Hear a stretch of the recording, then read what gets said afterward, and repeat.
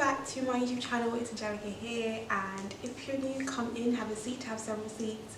If you're not new, thank you for having me once again on your screen.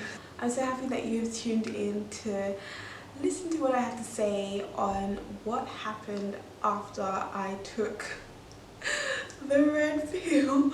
No, the black red pill. So the reaction to my video yesterday was quite a lot. I've got a lot of positive messages, which is what I usually focus on anyway. So I'm really happy that my video resonated with so many people that have reached out to me outside of YouTube.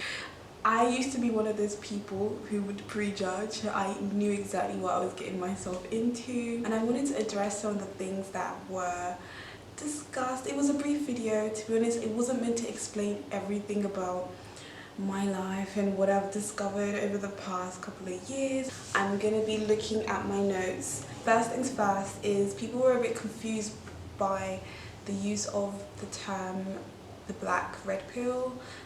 So I just wanted to make it clear that I am in no way affiliated with any other type of red pill.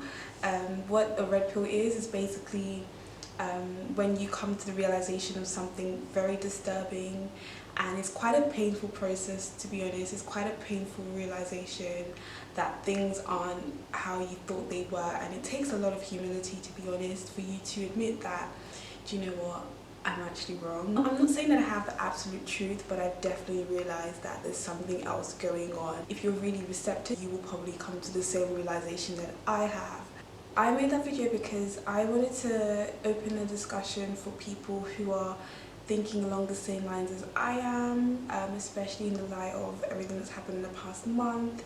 I know that if I was critical of what I was seeing, there must have been someone else that was critical, and it turns out I wasn't wrong. I'm not really here to convince other people to see things from my point of view. Honestly, I don't care about convincing people who are steadfast in their ways. I was always moderate in the first place. I wasn't far on any spectrum. I'm still not far on the spectrum. I'm just a bit more conservative in my philosophy. I would like to discuss this in more detail, so I will be launching a new YouTube channel just to discuss the kind of topics that I've been exploring. Click the link in the description box and you'll see the link to my new channel. That channel will be specifically for intellectual discussions about wider socio-political issues. One thing that people said in that video was, people were like, oh, LSE has changed you, oh, this is so typical elitist institution. I'm like, oh my gosh, so patronizing. LSE was literally founded on socialist principles. LSE is not the place you come to if you want to become a conservative. That's not the place you come to. So you just couldn't be more wrong. The thing is, I have engaged with a lot of academics at LSE, and they usually are socialist leaning, and my thoughts have come from literally me seeking out information. I have experience in politics. I used to be the young mayor of my borough. I've worked in parliament for 5 weeks for an MP. I've worked in government. I've been the deputy chair of my youth council and been on the select committee. I am currently on a 10-month-long masterclass program where I get to meet diplomats and MPs, and it just couldn't be further from the truth. I do not need my institution to teach me about politics. I'm not studying politics, I'm studying law. I don't need LSE to teach me. I can find out information for myself. There was people saying stuff like, oh, you're going through an identity crisis. People were like, oh, this is so embarrassing for you.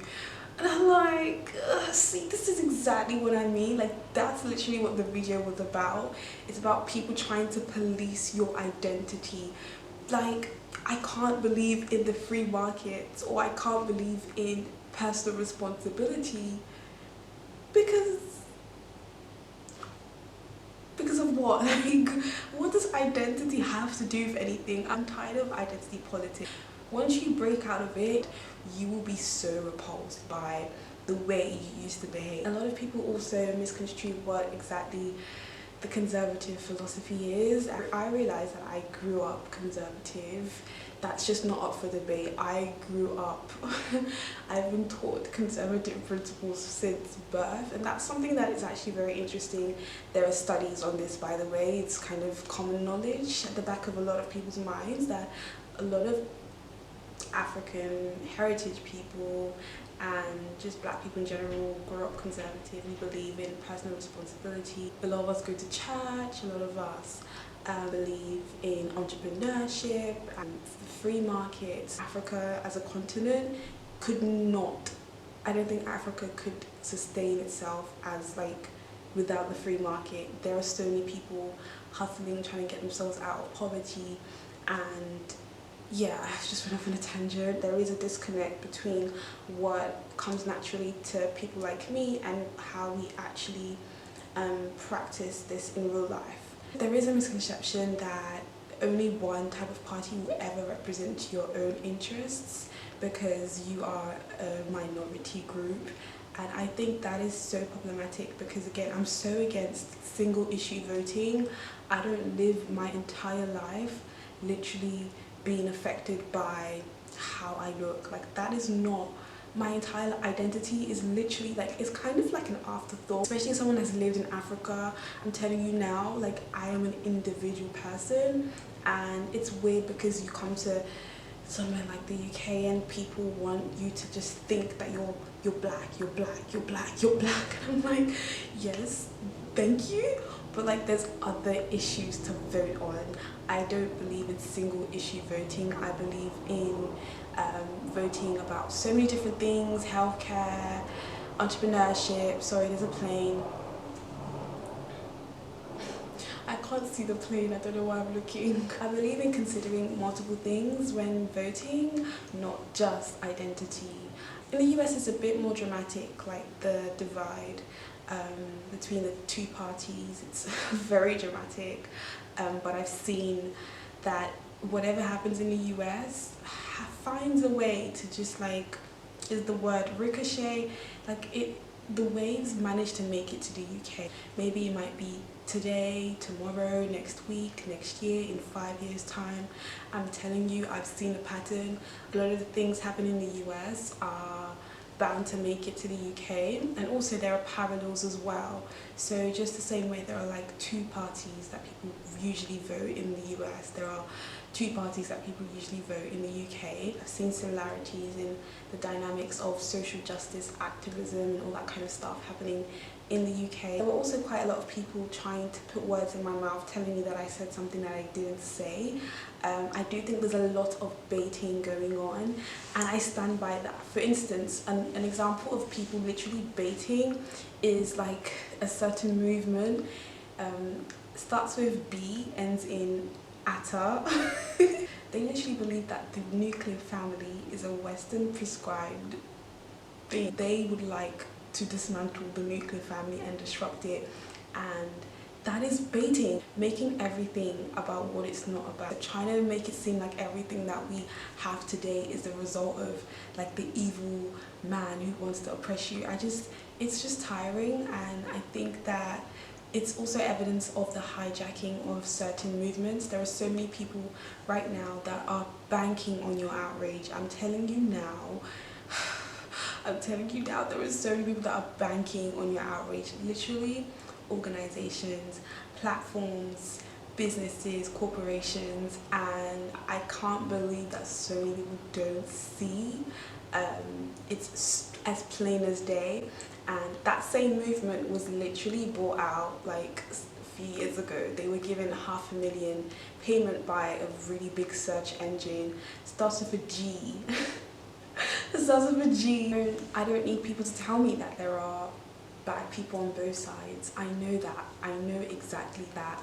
But it seems like a lot of people don't know that there are bad people on both sides. I've not even scratched the surface of what I have to say. I have so much on here that I wish I could discuss more about. But what has pushed me to where I am is literally because I've seen the hijacking of certain movements. I've seen that a lot of what was supposed to be isn't anymore. Everyone wants to be on the right side of history and people are trying to be really progressive, but it's come to the point that it's actually low-key kind of regressive. There are so many things that are so sensitive that I can't discuss on such a public platform, but there are so many things that people are proposing that literally run counter to my interest as a woman, and for me to support would require me to dismantle the rights that I have as a woman, which we barely got, like barely got to enjoy.